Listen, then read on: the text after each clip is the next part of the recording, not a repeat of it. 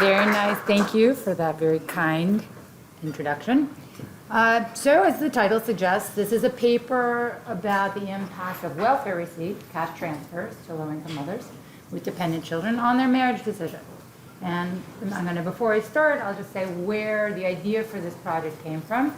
It came from previous work with, again, Sherry, Eli, Adriana Mooney, and Jeff Ferry, in which we looked at the long-term impact of cash transfers in early childhood on long-term outcomes, including longevity, educational attainment, earnings in adulthood, and nutritional status. And we found that a very sort of modest welfare program that lasted on average for about 3 years resulted in sort of significantly positive outcomes for these children. And the question is, why did this pretty modest program that lasted typically 3 years have these large benefits for these kids? And so one possible explanation, we thought, was that somehow receiving welfare benefits as a single mother with dependent children increased her ability to find a better husband. So I should back up and say that about a third of the mothers who were receiving welfare did remarry. Okay? And so that's really sort of the genesis of this project.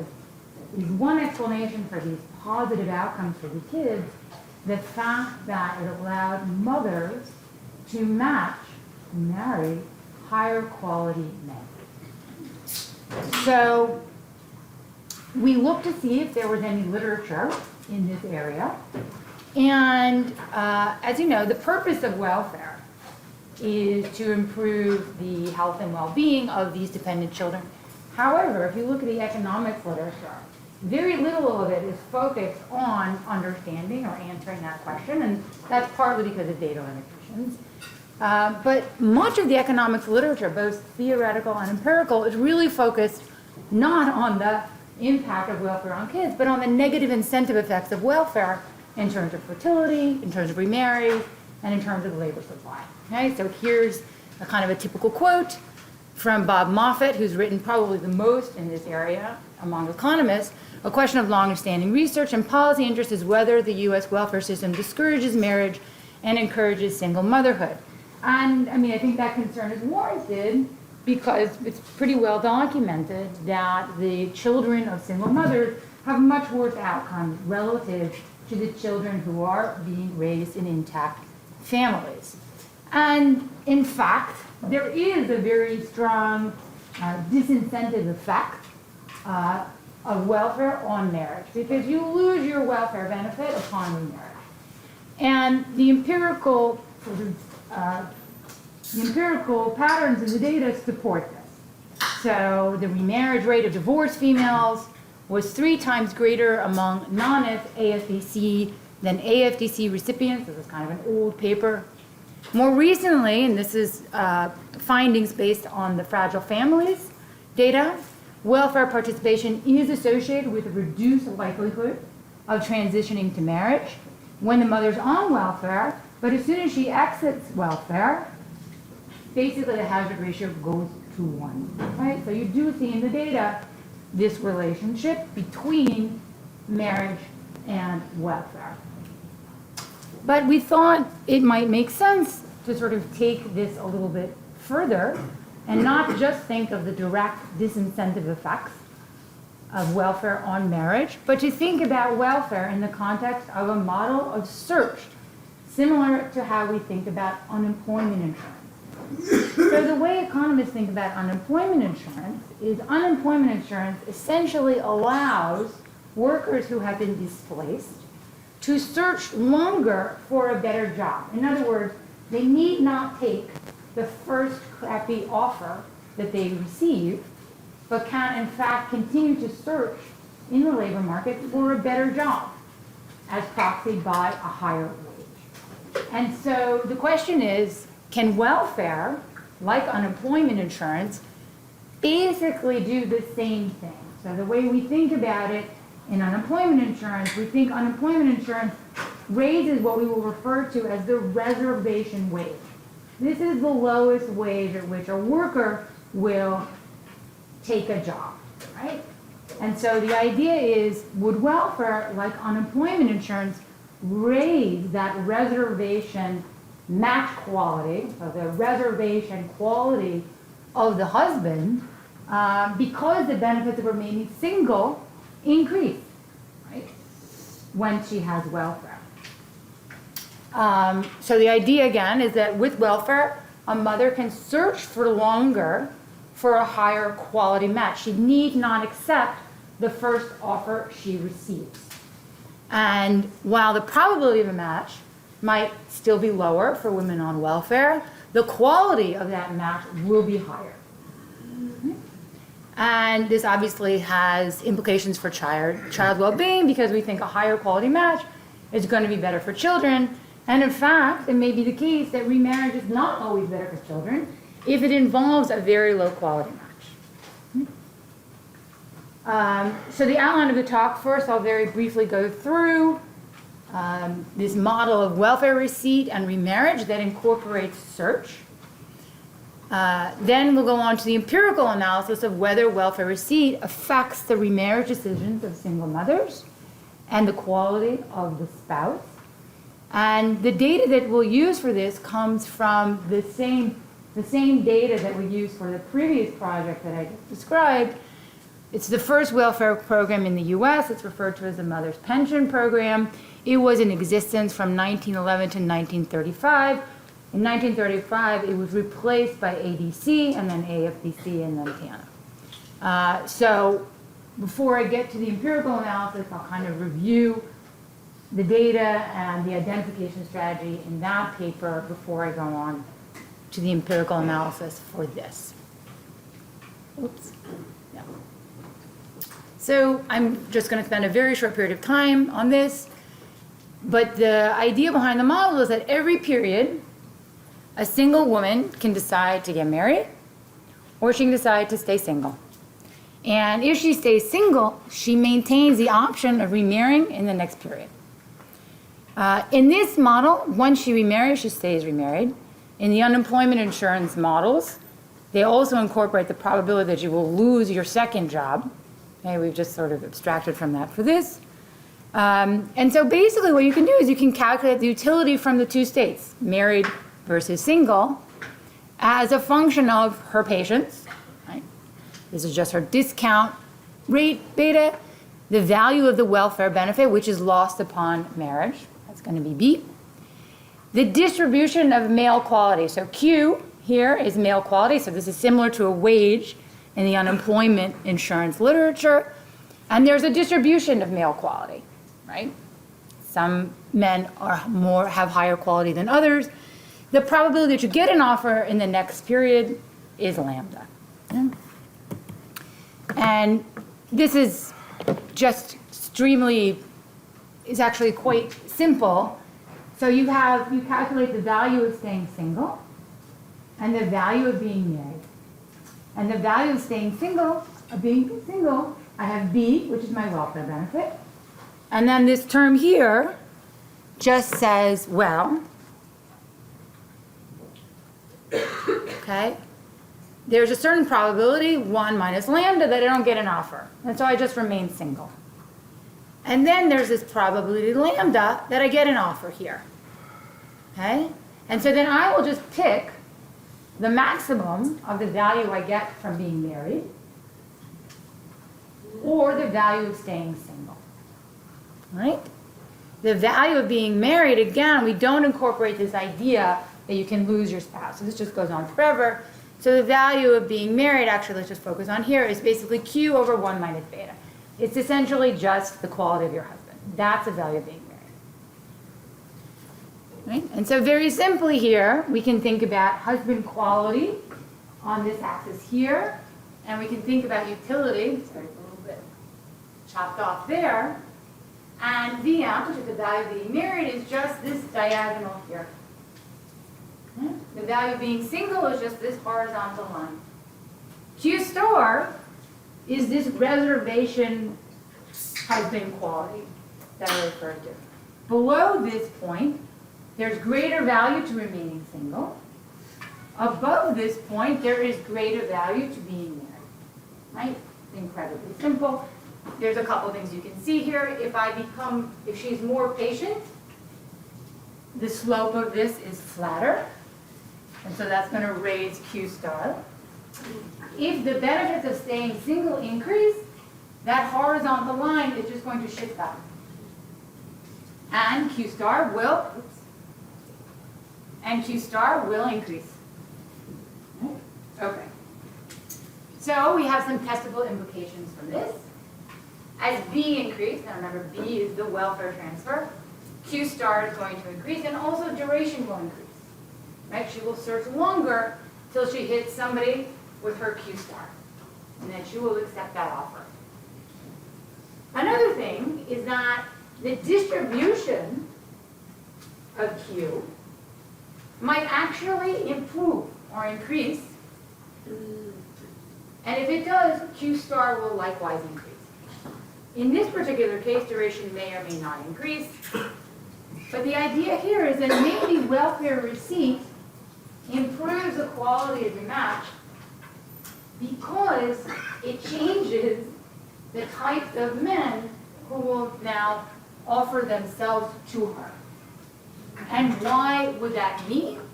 Well, welfare receipt could increase what we'll call maternal attractiveness, right? So there's already literature showing that women who are married have better nutrition, have better health, better mental health, right, relative to women who do not marry. And what it could be is that receiving welfare actually makes you more marriageable.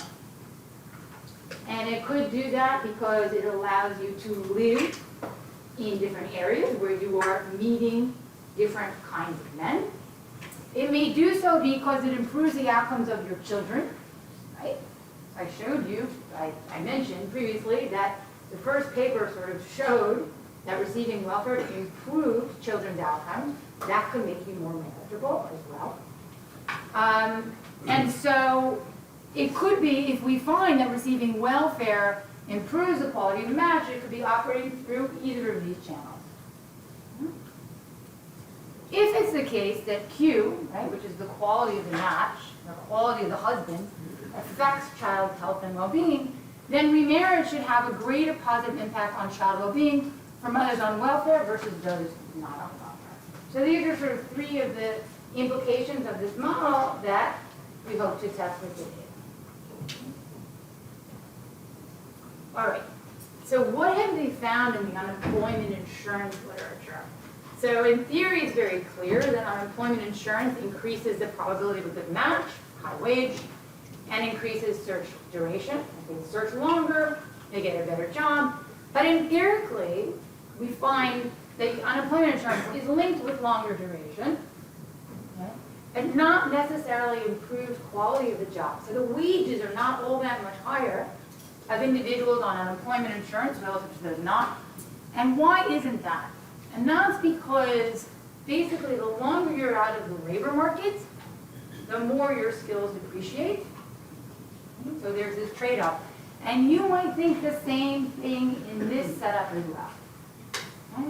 So on the one hand, welfare allows you to search for longer, but the longer that you search, right, it potentially reduces your maternal attractiveness, right? You see in the data that younger women are much more likely to get married than older women. Fertile women much more likely to get married than infertile women. If you think about age, you sort of see a big drop after age of 50. Okay? So in the end, empirically, it's not clear we're actually going to see this. Right? All right. So the main hypothesis that we're testing here is that whether welfare receipt increases the quality of the match of the husband. Right? Two main problems to doing this: data. Right? You need panel data. You need to be able to follow kids and mothers over a long period of time. You need a large targeted sample. You need to worry about attrition. And then, of course, you have identification problems. What is the right counterfactual? So poor families not receiving welfare are different from poor families that are receiving welfare. And women who leave welfare are different from women who don't leave welfare. So it's very hard to sort of think about what the right counterfactual or control should be. Most of the existing literature that looks at the impact of welfare participation on marriage really only looks at the rate of marriage. Right? So this idea that we mentioned in the beginning, these huge disincentive effects of welfare on marriage. The cross-sectional estimates that basically find that states with more generous welfare benefits have a greater share of single moms. But if you look within a state over time, as it changes its welfare benefits, you don't see that that's related to changes in single motherhood. More recent work has looked at welfare reform. There's a little bit of evidence there that states with sort of tougher welfare reform saw bigger declines in the share of single moms. So let's get to the background paper and exactly what the data were and the identification strategy is. What we found is that children whose mothers received transfers, again, lived longer, achieved more schooling, earned more in adulthood than comparable children whose moms did not receive cash transfers. These cash transfers were pretty modest and lasted only a pretty short period of time. Okay? The data that we're using, we collected from archives. We collected, in the end, I think, information on about 80,000 kids whose mothers applied for the Mother's Pension Program in different counties throughout the U.S. We were able to link it with long-term outcomes, mortality, education, income, all from either the Death Master Files, 1940 census records, or World War II enlistment records. The identification strategy is sort of key here. The counterfactual or control is going to be mothers who applied for the mother's pension benefit but were rejected. They are going to represent our counterfactual. This is not new. This has been used in literature before. In particular, John Bound and Till von Walker have used this to estimate the impact of disability receipts on labor market outcomes. So they look at people who were accepted versus rejected for disability payments and look at the impact of that on labor market outcomes. Just a quick primer on this program. Illinois was the first state. By 1930, pretty much all states had the program. The purpose of it was to reduce the placement of poor children in orphanages and training schools. The eligibility requirements varied somewhat. Right? The vast majority of our applicants were widows. And for this analysis, we're going to limit our sample to mothers who were eligible to remarry. Right? So those are going to be widows and divorced moms. Right? There were very few divorces. The vast majority of these moms are widowed. All of these kids were born between 1900 and 1925. The mothers applied to the program between 1911 and 1930. We're going to limit our analysis sample to those counties for whom we have information on the rejected applicants. Okay? We had a final sample of about 77 counties.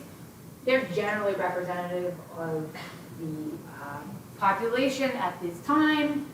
They're not a sort of a weird set of counties. They're just the counties that had very strong archival systems in place, and so they maintained these records. All right. So ultimately, what we're going to do for the previous work, we basically just estimated longevity, either survival models or longevity, how many years they actually lived, as a function of whether or not their mother applied and was accepted relative to those mothers who applied but were rejected from the program. Mm-hmm. Do you have a sense of why most people were rejected? Yes, I do, and that may be the next slide. Yeah. Okay. So I think it's a slide after this. The key issue we should be thinking about is, are the rejected moms actually good counterfactual or control? And so what we're going to do is compare the rejected and the accepted based on observable characteristics that we have.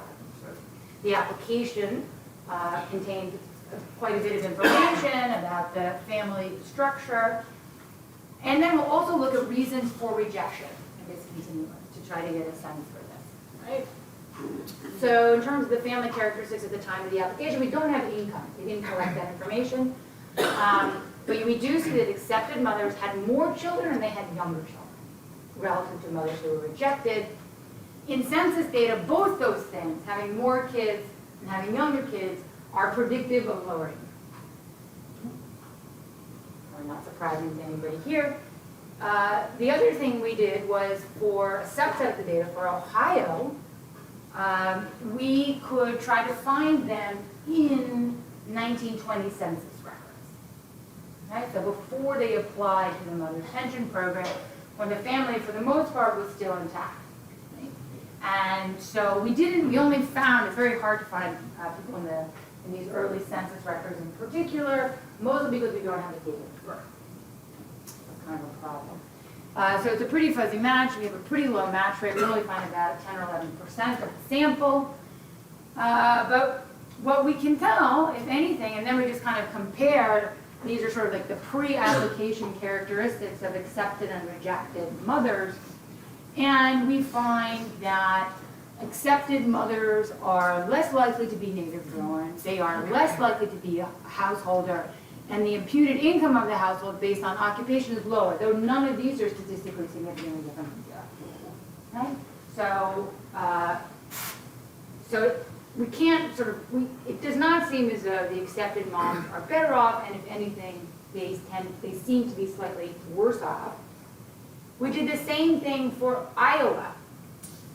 And Iowa did a 1915 census that actually collected information on income and education. And so we can do the same thing there. The problem with Iowa is we were less likely to find accepted moms in the Iowa data. So these comparisons may not be quite right. So we may have some bias due to that kind of attrition. In general, we look at family income, whether or not they're a homeowner.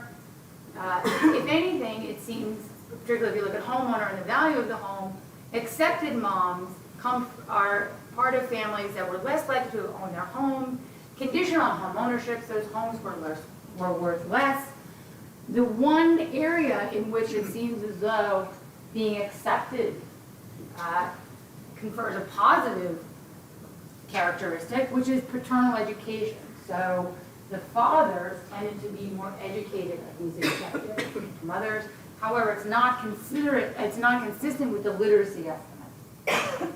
Are they all white mothers? Yes. Yeah, they are all white mothers.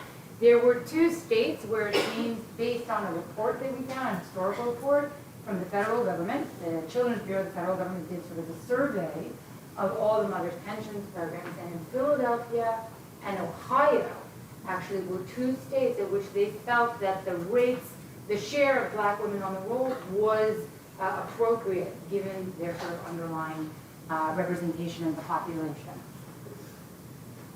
But most other states not. We think, based on the data, it actually seems as though it's not the case that African American women were more likely to be rejected. What is the case is that they were less likely to apply in the first place. And that was sort of the nature of the discrimination at that time. All right, and so getting back to Marie's question, reasons for rejection and discontinuance. The most common reasons for rejection include things like ineligible and other means of support. Okay? We have this very nice survey that they did in one county in Minnesota, where they were told, it's Clay County, Minnesota, they were told that they had twice as many families on the rolls as most other states, relative to other, counties in the state of Minnesota. And so what they did was they sent a nurse out to visit all of the families that were receiving mother's pension benefits and interview them and compile a report to help them decide who to knock off the rolls. And basically, if you look through all the reports, they ended up removing people from the rolls who had enough wage earners in the family to support the mom, who were earning income from property rental, or had extra money saved in the bank. So when it came to dropping moms from the roll, they were clearly dropping those moms who had other means of support, which is sort of consistent with the story on the acceptance decision to begin with, right? So it seemed to be that they were rejecting moms who were slightly better off than the accepted moms. And just quickly, I'll just show you one graph from the first study.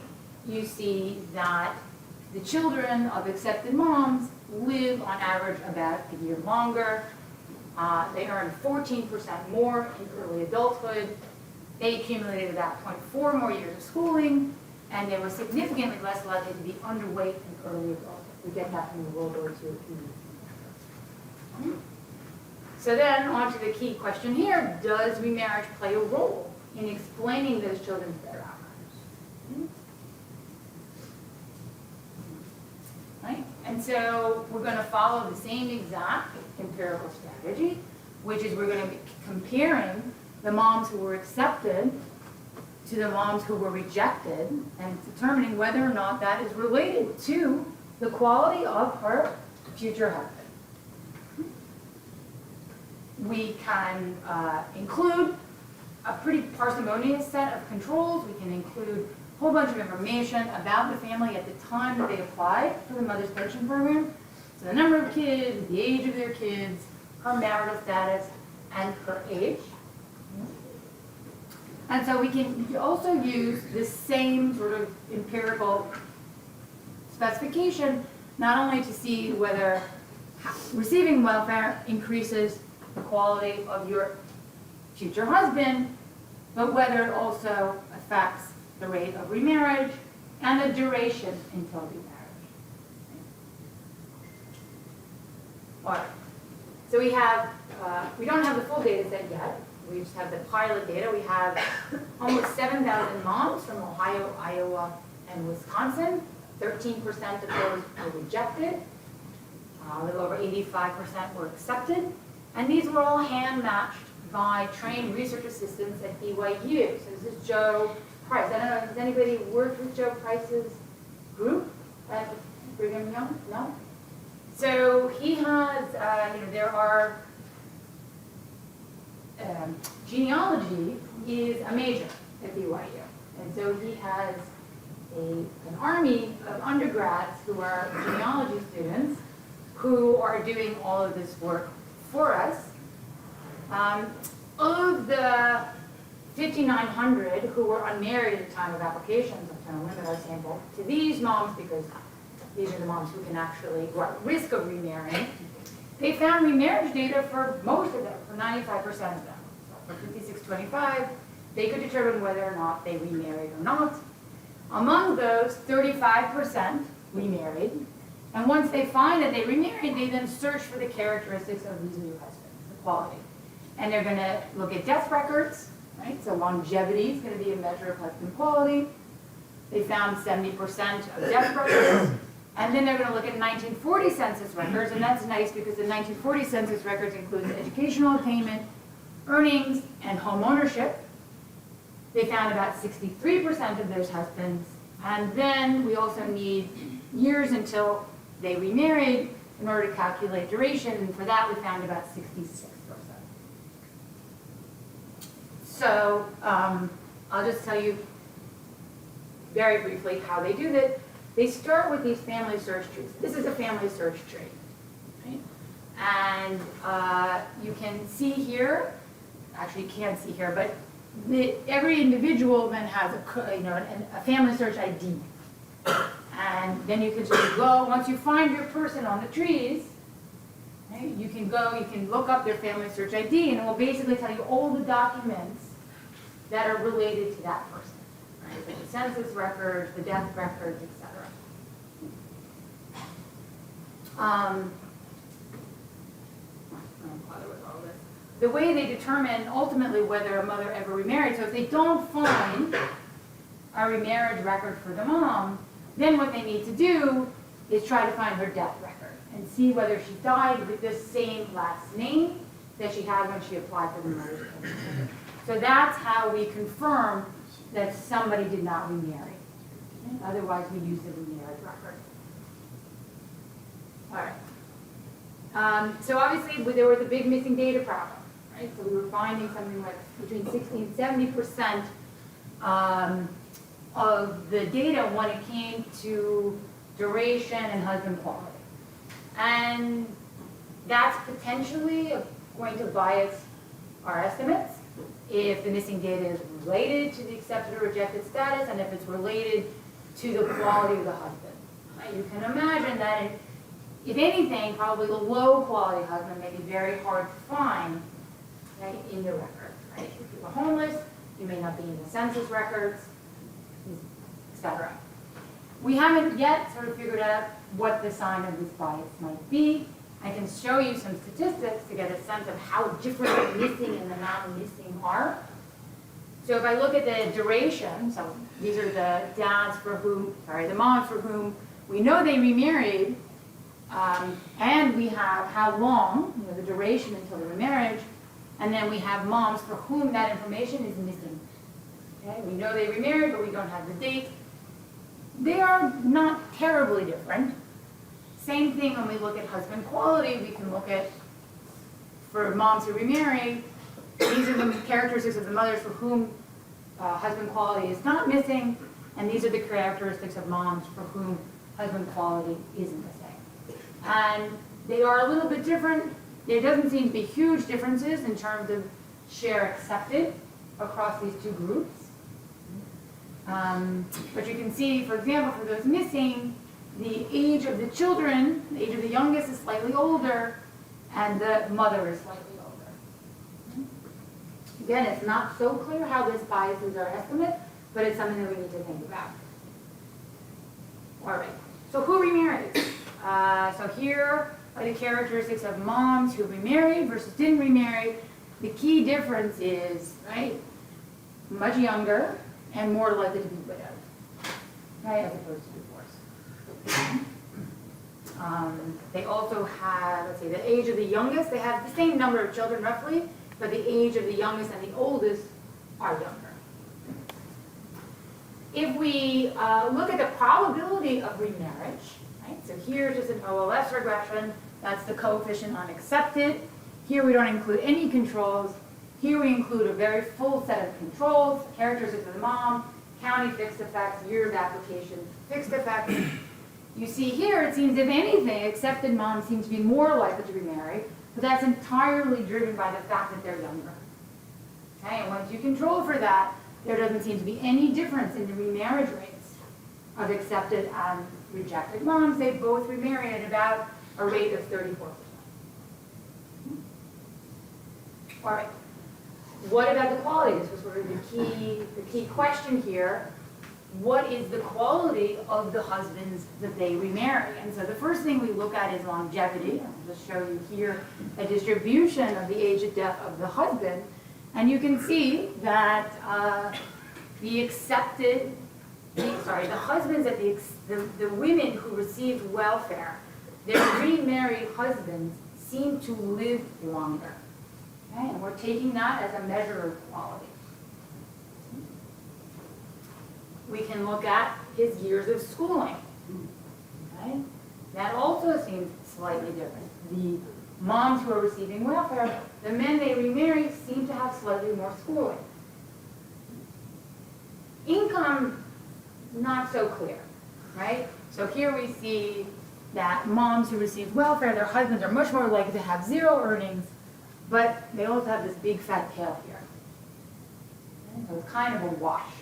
If you look at the averages for income, what we're going to end up doing is just calculating an index of husband quality that incorporates all those measures. So it incorporates longevity, educational attainment, income, and it'll just sort of be a standardized mean 0, standard deviation 1 z-score. And we're going to regress this quality index on whether or not the mom received welfare. And when you do that, here we're just always showing you the OLS with no controls and then the OLS with full controls. You see that women who receive welfare end up remarrying higher quality men relative to women who didn't receive welfare because they were rejected. Okay? And that's quite a large difference, right? That's 12% of the standard deviation, the way you think about that. That magnitude.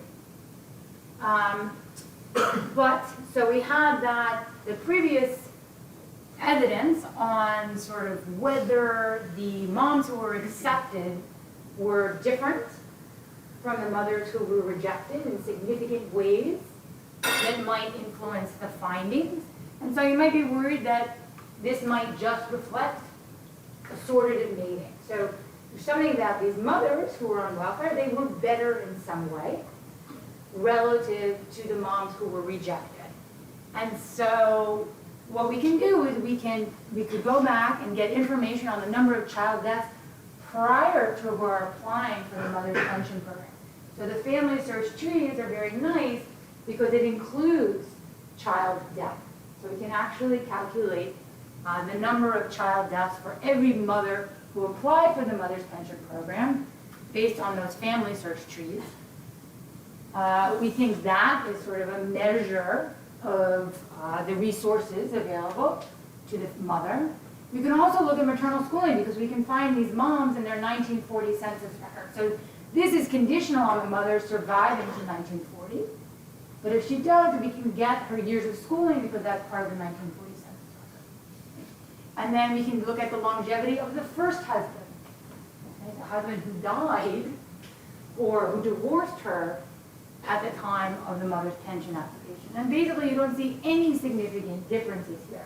So we don't really think that the mothers who are receiving welfare are higher quality than the mothers who are not receiving welfare, and that's what explains the higher quality husband. That would just be positive assortative mating. We don't find any evidence of that here. If anything, just looking at the point estimates, none of which are significant. Sorry, I don't know why that's here. None of which are significant, but if anything, they all sort of go in the direction of the mothers who are on welfare being of lower quality. All right, so why do they marry higher quality men? So again, one story was that they searched with a higher reservation match quality, and so if that's true, the duration to remarriage should be longer. Okay? But the other possibility is there's some shift in the distribution of the quality of the offers because welfare increases maternal attractiveness in some way. She's more attractive, her kids are more attractive. If that's the story, duration may not increase. Right? All right. So let's look at duration. So this is a distribution of this. So this is duration. This is measured from the time at which she applies for welfare to the time at which she remarries. So this is just on the sample of women who remarry. And this is a distribution for women on welfare, and this is a distribution for women not on welfare. And what you can see from this is there seems to be a much more density here relative to here. So the rejected moms seem to be much more likely to remarry right away, right? Within 1 to 2 years, relative to the women on welfare. Here we can do sort of some survival estimates, right? And you can see looks like up until about 4 or 5 years, right? Women on welfare less likely to remarry. After about 5 years, then starts to even out. Right? So if we're seeing anything, there's any action that's going to be sort of here.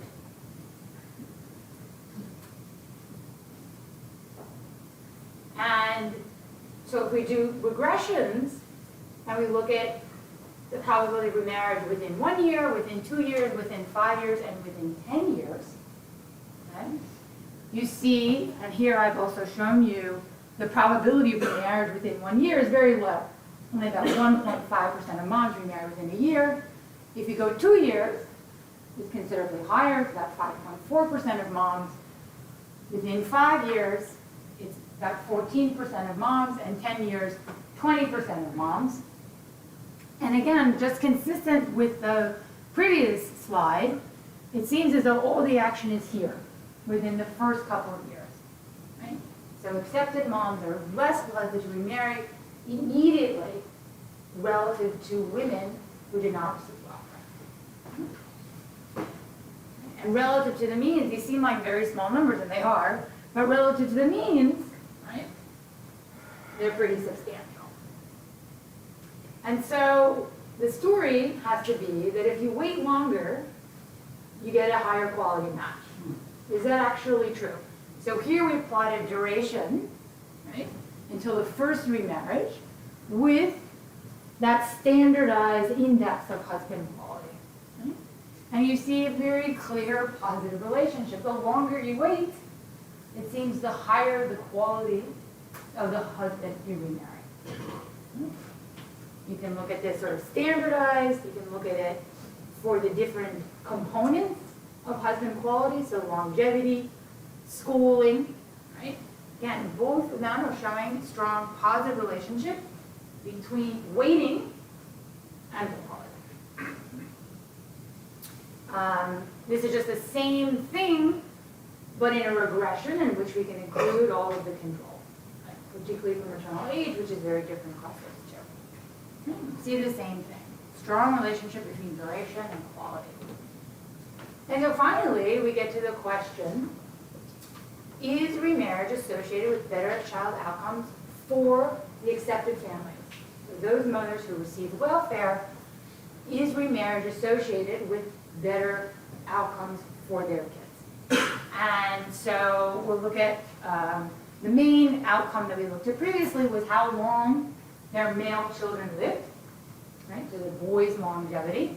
So we can do two regressions. One is the age of death, and then we can do the survival analysis. We have a bigger sample for the latter relative to the former, having to do with how the death data are collected. And here you can see, actually, the mothers who remarry but are not on welfare, that seems to be associated with a negative outcomes for their children. Right? So you can think of this as like remarriage out of desperation. If you look at moms who receive welfare, you actually just have to add these two coefficients, you see a positive relationship between remarriage and the children's outcomes. Right? So moms on welfare, when they get remarried, seems to be good for their kids. Moms not on welfare, when they get remarried, seems to be bad for their kids. And remember, a lot of those moms are remarrying immediately. Right? It's probably a function in part of need, right? In large part of need. All right, so what are we going to do next? Well, we have to sort of expand the sample size to continue collecting data. We need to improve the match rate if we can, or try to estimate the bias from the missing data that we have. We're going to do a lot more in terms of matching moms to their 1940 census records. So we want to look at whether she worked, some measures of household income. Right? In the previous slide that I showed you, it's a somewhat problematic empirical specification because whether or not the mom gets remarried or not is really endogenous. So whether we're treating whether or not she was accepted for welfare as exogenous, right? But whether or not she gets remarried is an outcome, right? So this is not a really very well identified specification. So the issue is, can we actually try to instrument for the mother's remarriage decision? And we've thought about some things, particularly using maternal age as a potential instrument that has some problems. But this is where we're sort of focused right now, is how to try to really sort of nail this, given that the remarriage decision is an endogenous decision in this case. So we're thinking about how to do that. In terms of sort of the conclusions from this, the focus of all of the previous work in this area, at least in the economics literature, and you can tell me if I'm just missing a whole literature within demography that's focused on this, but the focus of all the previous work has really been on the disincentive effect of welfare on the marriage decision. Right? And very little of it has sort of tried to think about whether or not welfare might affect not only the decision to remarry, but who to remarry. And if the main goal of welfare is really to improve child well-being, then you really need to consider the quality of the husband. Right? It seems like a big oversight to not think about that component. And in fact, some matches are better for children than other matches. And welfare may improve child well-being by increasing the probability of a high-quality match, a match that's good for kids. And it may even be the case that some matches may be worse than remaining single from the child's perspective. And so, rather than always thinking about remarriages as a positive, to consider that it may in fact negatively affect child health and well-being.